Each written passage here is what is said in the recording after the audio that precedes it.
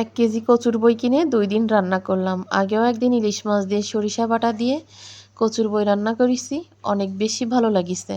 আজকেও কিন্তু সরিষা বাটা দিয়ে কচুর বই দিয়ে ইলিশ মাছ রান্না করলাম। ওই দিন ছিল উস্তে ভাজি, আলু ভাজি, আর আজকে হচ্ছে শুধু আলু ভাজি।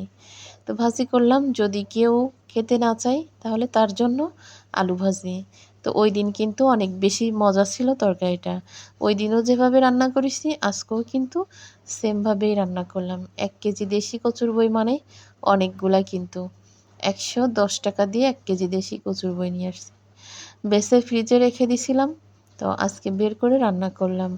আসলে ইলিশ মাছের সিজনে ছোট হোক বড় হোক কম বেশি কিন্তু অনেক খাওয়া হয়। তো ইলিশ মাছ যা দিয়েই রান্না করবেন তাই কিন্তু ভালো লাগে। বেশি ভালো লাগে কচুর ডাঁগা, ওই যে দুধমান কচুর ডাঁগা আছে, তারপরে পুঁই শাক, কচুর বই, তারপরে কচু, এগুলা দিয়ে ইলিশ মাছ রান্না করলে কিন্তু বেশি ভালো লাগে। কচুরমুখী দিয়ে ইলিশ মাছ রান্না করলেও কিন্তু আরও বেশি ভালো লাগে।